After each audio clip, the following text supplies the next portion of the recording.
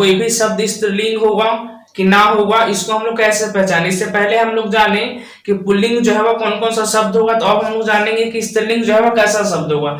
सबसे पहले तो आपको समझना है कि कोई भी शब्द रहे और उस शब्द के लास्ट में आ, उसके बाद आई, आइन, वट, आहत, इया, ई, त, ता या ती रहे तो वह शब्द जो है वह स्त्रीलिंग होगा।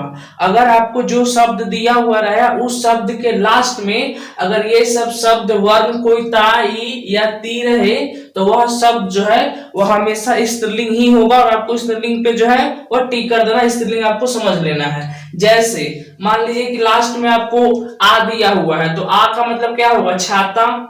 उसके बाद दिया हुआ छात्रा, उसके बाद आई है तो आई में हो जाएगा पढ़ाई, लिखाई, खिलाई, मिठाई। उसके बाद यहाँ पे इया दिया हुआ है तो इया में आपका हो जाएगा गुड़िया। उसके बाद त दिया हुआ है तो छत। इस तरह ऐसे बहुत सारे शब्द होंगे जिस शब्द के लास्ट में इसमें से कोई ना कोई आता होगा। अगर इसमें से जो है वो कोई ना कोई प्रत्यय आता होगा जो शब्द के लास्ट में लगा है वो शब्द हमेशा स्त्रीलिंग ही होगा। अगर कोई भी प्रत्यय के रूप में अगर इसमें से आपको देखने के लिए मिल जाए तो आप हमेशा स्त्रीलिंग ही मारिएगा, स्त्रीलिंग ही होगा। उसके बाद अब हम लोग जानेंगे कि स्पेशल रूप से और क्या क्या जो है वह स्त्रीलिंग शब्द होते हैं। तो स्पेशल रूप से नंबर फर्स्ट में दिया हुआ है कि तिथियों के नाम हमेशा स्त्रीलिंग होते हैं। तिथि का नाम क्या, तो तिथि का नाम मतलब जैसे हो गया प्रथमा, द्वितीया, चतुर्थी, ये सब हम लोग जो है वह हिंदी मास में काउंट करते हैं। उसके बाद जो है वह 15वें दिन में फिर उसके बाद आता है अमावस्या, पूर्णिमा। जिस रात को जब चंद्रमा पूरा दिखता है, किसी रात को पूरा नहीं दिखता तो अमावस्या पूर्णिमा हो गया। तो ये सब जब तिथि का दिन आए, तिथि का नाम आए तो हमेशा ये सब तिथियां जो है वह स्त्रीलिंग ही होते हैं। उसके बाद दूसरा दिया हुआ है भाषा का नाम। अगर आपसे कोई पूछे कि हिंदी, नेपाली, बंगाली, मलयालम, तेलुगु, गुजराती, संस्कृत, ये सब जो है वो कौन से लिंग होंगे, तो आपको इतना सारा याद नहीं करना, बस आपको केवल एक ही शब्द याद करना है कि अगर भाषा का नाम कोई भी आए तो हमेशा स्त्रीलिंग ही होगा। जो कि हम यहाँ कुछ भाषा लिखे हैं वो है हिंदी, संस्कृत, अंग्रेजी, उर्दू, बंगाली, नेपाली, फारसी, अरबी, मलयालम, जो भी रहे भाषा वो हमेशा स्त्रीलिंग होगा।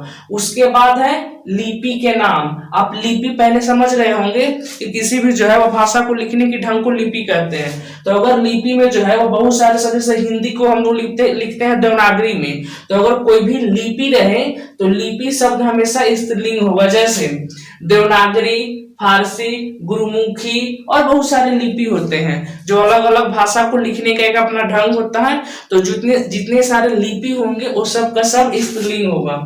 उसके बाद कुछ वैसे होते हैं जो एक अपने विशेष क्षेत्र में बोली जाने वाली भाषा होता है जिसको हम लोग बोली कहते हैं। बोली जो है एक अपना विशेष क्षेत्र में बोला जाता है, हर जगह वो बोली जो है वह नहीं बोली जाती है। जैसे बिहार में ही जो है वो अलग अलग क्षेत्रों में जो है वो कई तरह के बोली बोली जाती है। कहीं पे लोग भोजपुरी बोलते हैं, कहीं पे मगही बोलते हैं, कहीं पे अंगिका बोलते हैं, कहीं पे ब्रज भाषा बोलते हैं। तो ये सब जो है वो अलग अलग भाषा नहीं है, ये बोलने का एक स्पेशल ढंग है जिसको बोली कहेंगे। और बोली जितने तरह के रहेंगे वो सब का सब हमेशा स्त्रीलिंग होगा।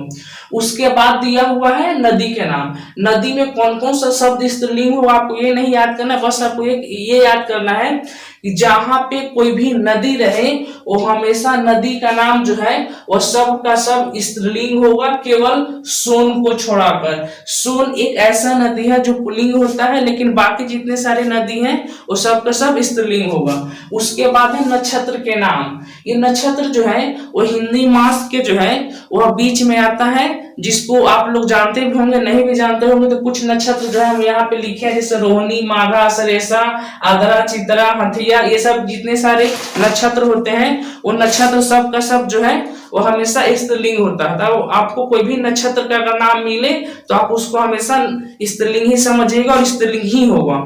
उसके बाद रहे देवियों के नाम। तो आप तो देवी समझ ही रहे हो, इसके पहले पुल्लिंग में हम बताया देवता के नाम और स्त्रीलिंग में बता रहे हैं देवी के नाम। तो जितने सारे देवी हैं जैसे दुर्गा, काली, सरस्वती, लक्ष्मी, महारानी, ये सब देवी जो है वो स्त्रीलिंग होगा। इसको आप डायरेक्ट समझते भी होंगे, आप सीधा समझ भी रहे हैं। उसके बाद महिलाओं के नाम, ये तो आप क्या कहते हैं, प्राणीवाचक संज्ञा है। प्राणीवाचक संज्ञा में स्त्रीलिंग में महिलाओं के नाम जितना सारा आएगा वो सब क्या होगा, स्त्रीलिंग होगा।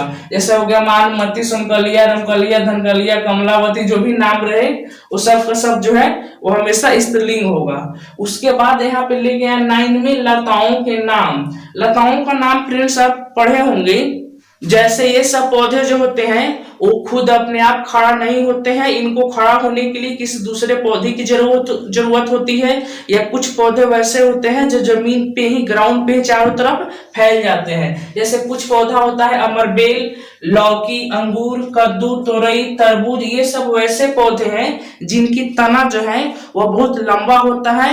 वो या तो किसी के सपोर्ट से खड़ा होते हैं या जमीन पे चारों तरफ फैल जाते हैं। तो जहां पे आपको इस तरह लता वाला पौधा, लताओं वाला पौधा देखने के लिए मिले तो सब का सब पौधा जो है वो हमेशा स्त्रीलिंग होगा। आपको स्त्रीलिंग ही समझना है। अगर आपको ये वीडियो समझ में आया तो लाइक करें, चैनल को सब्सक्राइब करें। धन्यवाद।